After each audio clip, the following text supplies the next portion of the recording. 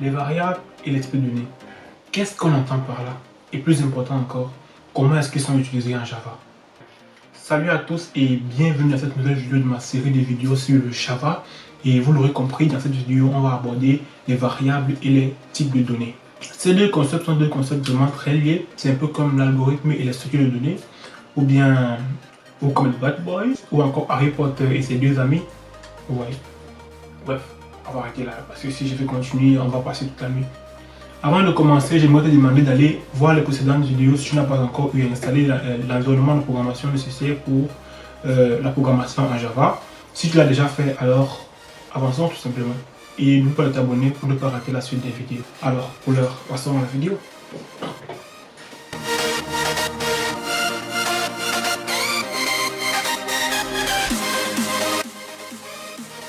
Nous allons ici d'abord parler des types de données car c'est à mes yeux un peu plus important.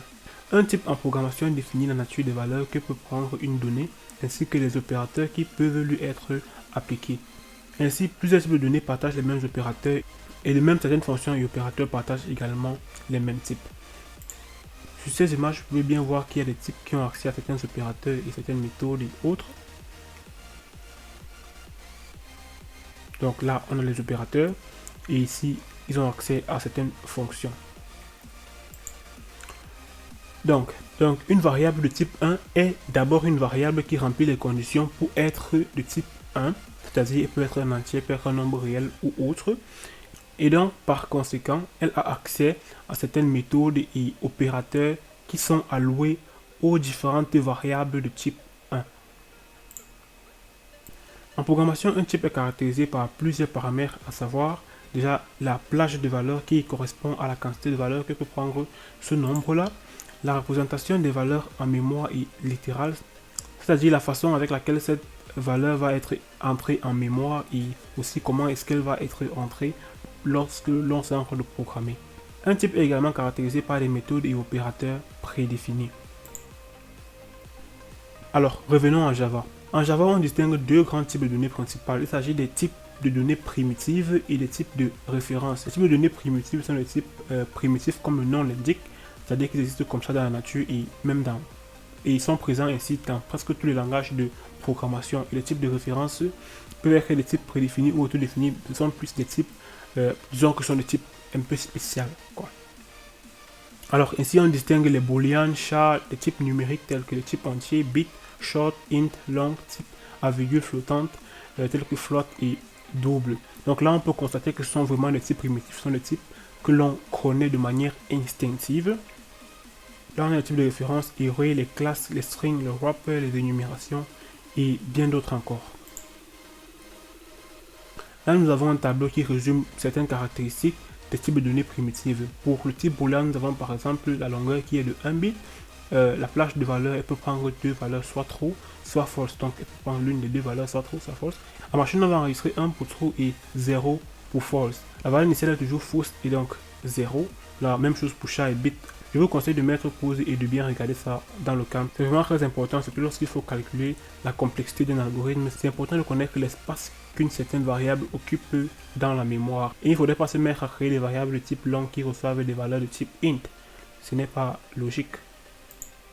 Alors, qu'est-ce que c'est qu'une variable? Une variable, c'est tout simplement un symbole. Habituellement, ce sont des noms qui renvoient à une position en mémoire dont le contenu peut prendre successivement des valeurs différentes.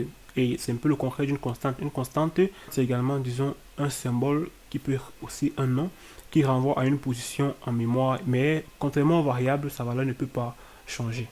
Là, on a un exemple d'une variable de type int qui renvoie à une position en mémoire, qui renvoie à une adresse précise en mémoire. Et donc, avec ce symbole, bien ce nom-là, on peut à chaque fois revenir, récupérer notre valeur en mémoire et la changer comme on veut. Notez que les chars littérales sont toujours écrits entre guillemets simples, contrairement aux littéraux de chaîne, qui eux sont toujours entre double guillemets. Là, on a quelques exemples de caractères spéciaux, /b qui permet de faire un retour en arrière, /t qui permet de faire un tab, c'est-à-dire sur la ligne, ainsi de suite. Les caractères Unicode peuvent être spécifiés sous la forme /uxsx, c'est-à-dire là, on a le code Unicode. Et par exemple, /u0020 correspond à l'espace, voire table ASCII. Par exemple, on peut représenter un nombre sous la forme octale tout simplement en mettant slash et en mettant la valeur octale derrière, ainsi. Là, j'ai créé quelques différents exemples de variables. Là, on a une décimale de valeur 43. Si l'on veut écrire les mêmes 43 en binaire, on crée la même variable et on écrit sa valeur en binaire. Même chose en octal, en hexadécimal et tout. Pour une variable de type long, parfois la valeur est très grande et dans ce cas-là, il est conseillé de mettre ce tiret-ci entre les différentes valeurs pour la délimiter. Ça permet à la machine de facilement lire la valeur et vous aussi, ça vous permet de facilement lire le nombre qui est en face de vous. Là, j'ai noté quelques notations pour le type float et double. Là, on a 3,14 qui peut être un type float double, 2F. F ici est bien évidemment mis pour float. 3 exposant 3, c'est-à-dire que E correspond à l'exposant. Le point 5F, il s'agit d'un double point 5F. F ici étant également le float, j'aurais pu mettre double, ça D aurait tout simplement signifié double. Donc c'est l'exemple que j'ai ici, double V égale à 0.5D. Alors avant de conclure cette vidéo, j'aimerais qu'on aborde l'affichage des valeurs à l'utilisateur et l'écriture des valeurs dans la machine. Alors pour afficher une valeur à l'écran, on va utiliser un API, la définition n'est pas très importante, donc vous allez tout simplement écrire système out.print. Avec print, vous aurez les valeurs sur la même ligne. Donc si j'ai fait plusieurs prints à la suite, toutes les valeurs vont s'afficher sur la même ligne. Mais si j'utilise par contre print ln, là les valeurs vont être affichées sur des lignes différentes. Et donc là, disons par exemple, je demande à l'utilisateur d'entrer son âge. Donc j'ai dit entre ton âge. Entre ton âge.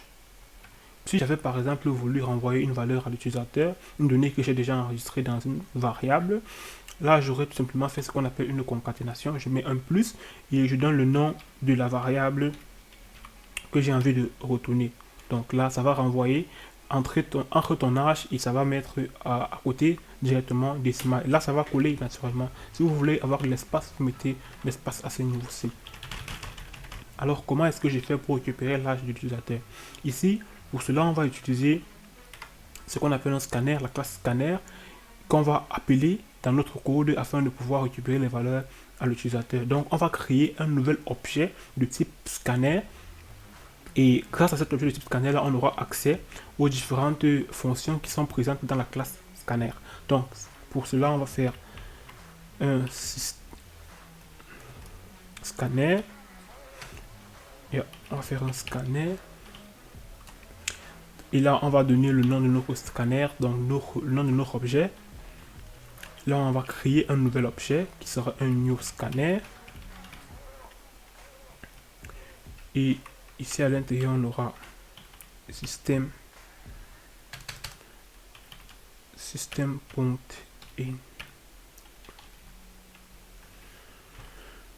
Donc là, on a une erreur. Pourquoi? Parce que le code ne connaît pas encore qui est scanner. Il ne connaît pas cette classe scanner. Donc je vais importer cela. Donc on fera un import. On fera import java.util.scanner. N'oubliez pas de mettre le S en majuscule naturellement et de mettre le point virgule à la fin. Et donc maintenant pour récupérer cet âge là, supposons que je vais enregistrer l'âge là dans la variable que j'ai nommée ici décimale. Je vais donc dire décimale est égal à sc.next et je mets là le type de la variable que j'ai envie de récupérer. Donc là je vais mettre nextInt point virgule. Maintenant, si j'avais par contre voulu récupérer plutôt cette variable de type double si fao, ça m'aurait fait fao égale à sc.next. Maintenant, je donne le type. Donc, si c'est un double, je donne double. Si c'est un long, je mets long. Si c'est un short, je mets short. Donc là, fao, je crois que c'était double. Double. Et c'est tout. Par contre, si c'est un string, c'est un type string, on va utiliser next line. Ce que j'ai voulu vous montrer avec c'est un peu comment est-ce que les variables et les types fonctionnent. Là, on a créé un objet de type scanner. Supposons que cet objet était plutôt une variable type scanner. Donc, étant donné qu'il est de type scanner, il a la possibilité d'accéder à des fonctions qui appartiennent à ce type-là. Donc, ce type-ci, étant donné que ce type correspond à une certaine classe en mémoire, dans cette classe-là, il existe plusieurs fonctions. Et donc, notre objet, qui aurait pu être notre variable, a accès donc à ces différentes fonctions-là. Oh, Tannenbaum. Et voilà, nous voilà à la fin de cette vidéo. Si elle t'a plu, n'oublie pas de laisser un like et de t'abonner pour ne pas rater la suite des vidéos. Dans la prochaine vidéo, on va parler des boucles et des conditions. Et nous allons créer un premier projet pour pouvoir nous exercer tout ce qu'on a pu avoir jusqu'à maintenant. Alors, je te conseille de regarder directement dans ma chaîne si la vidéo n'est pas encore présente. À partir de maintenant, je pense que dans 1 ou 2 semaines, j'aurai déjà mis la vidéo en ligne. Donc, si tu vois cette vidéo dans 1 ou 2 semaines, la vidéo sera déjà en ligne et tu pourras déjà regarder. Alors, en attendant, porte-toi bien. Ciao.